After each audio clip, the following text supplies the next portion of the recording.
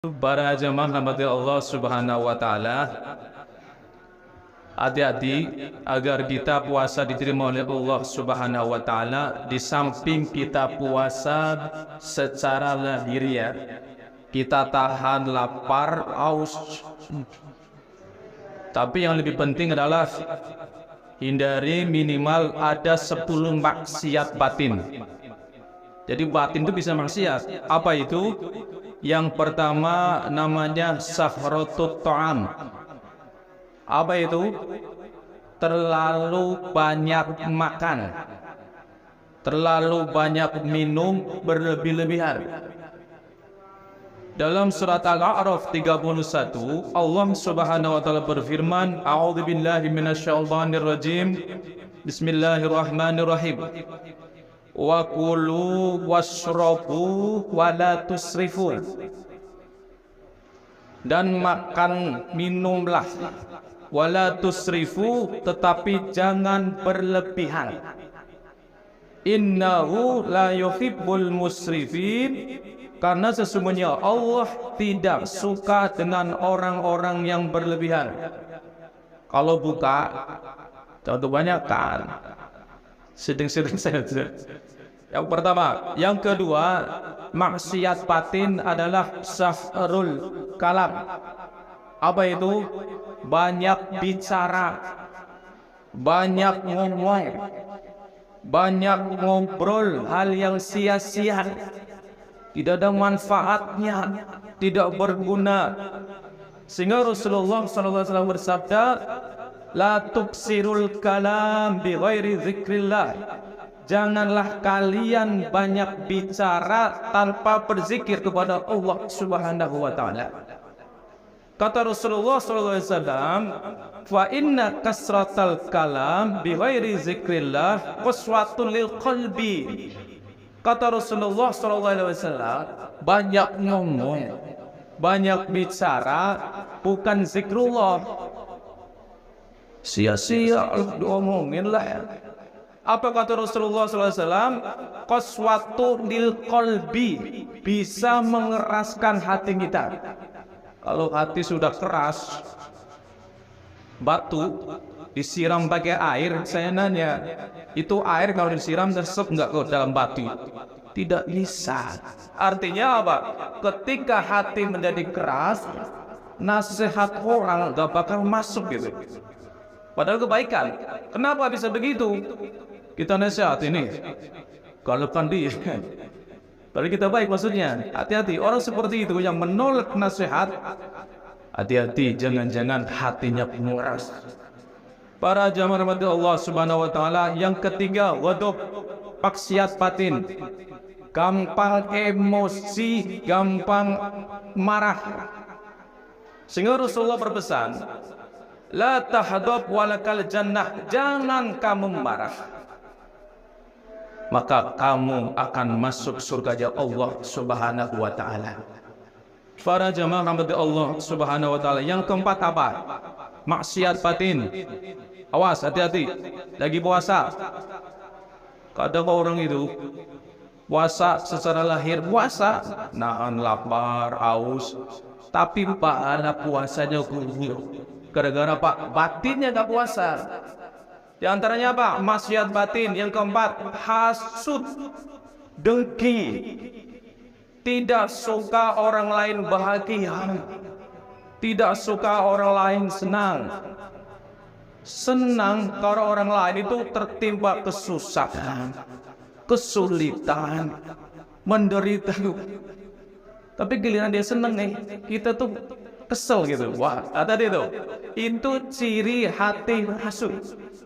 Sehingga Rasulullah SAW berpesan, hadis riwayat Abu Dawud, jauhilah kalian hasud, dengki dengan orang.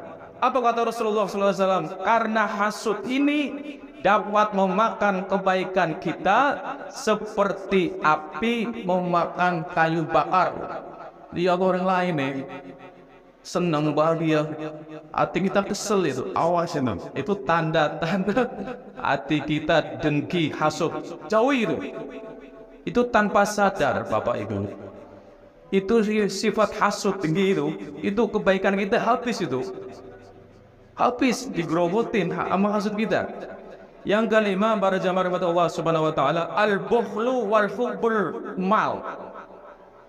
Bakhil, kikir, pelit, terlalu cinta harta, rakus harta, tidak mau berbagi dengan orang lain yang kesusahan. Dia mampu secara materi, bisa menolong, maaf, tapi dia nggak mau. Awas tuh, itu maksiat batin. Sehingga dalam surat Al-Baqarah 180 Allah Subhanahu wa taala berfirman, sekali-kali janganlah orang-orang yang bakhil dengan harta yang Allah berikan kepada mereka menyangka bahwa kebahilan itu baik untuk dirimu. Apa kata Allah Subhanahu wa taala? Itu justru bakhil itu buruk bagi kalian.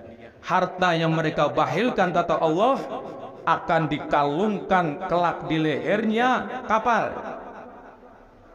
Yaumal qiyamah. Al-Baqarah 180. Makanya hati-hati orang kaya itu, hati-hati bener itu.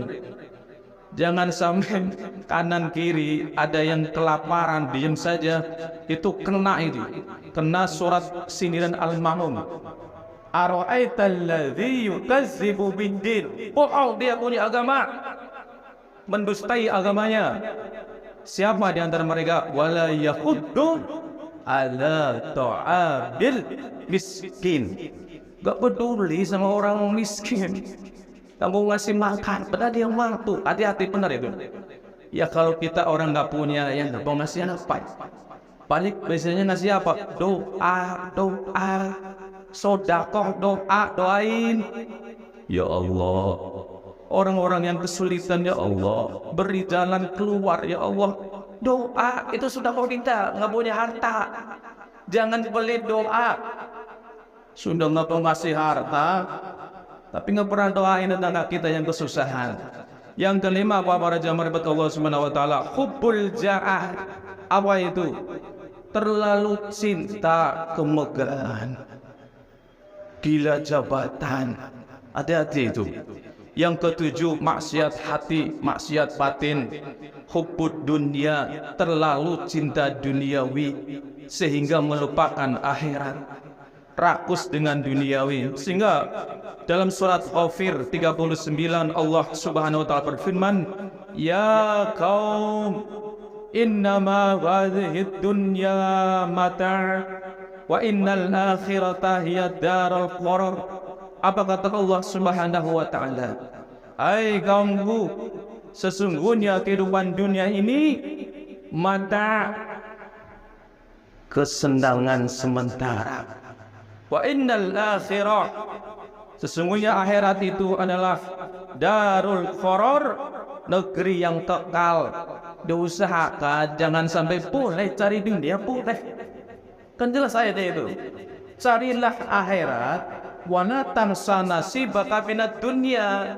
Tapi jangan lupa kamu di dunia perlu makan, perlu nafkah istri. Boleh, silahkan cari dunia, tapi jangan sampai lupa akhirat. Rakus dunia, cari dunia sampai lupa sholat. Summa da'udzubillah min dzalik. Terakhir, para jamaah rahmat Allah Subhanahu wa taala, yang kedelapan adalah apa? Takabur, sombong, merasa dirinya lebih besar, merasa dirinya lebih sempurna. Allah berpesan dalam surat Luqman ayat 18, A'udzubillahi minasyaitonir rajim. Wala tusa'ir haddaka linnas. Janganlah kamu memalingkan mukamu dari manusia karena sombong. Wala tamsi fil ardi maraha. Dan janganlah kamu berjalan di muka bumi dengan angkuh. Awas, kita kadang nggak sadar. Hati-hati, kita lebih tawadu terhadap orang. Inna Allah la yuhibbu kulla mukhtalin fakhur. Kata Allah Subhanahu wa taala, sesungguhnya Allah tidak menyukai orang-orang mukhtal yang sombong. Sudah sombong, fakhur, membanggakan diri, Terakhir, ujub. Awas, maksiat batin. Merasa bangga, membanggakan dirinya sendiri, sehingga apa? Menyepelekan orang lain, merendahkan orang lain. Itu yang berat. Ujub. Dan terakhir, ria, suka pamer. Amalnya ini dilihat oleh orang. Mudah-mudahan apa yang kami sampaikan ini bermanfaat dan puasa kita diterima oleh Allah Subhanahu wa taala. Subhanakallahumma wa bihamdika asyhadu an la ilaha illa anta astaghfiruka wa atubu ilaik. Kurang lebihnya kami mohon maaf. Assalamualaikum warahmatullahi wabarakatuh.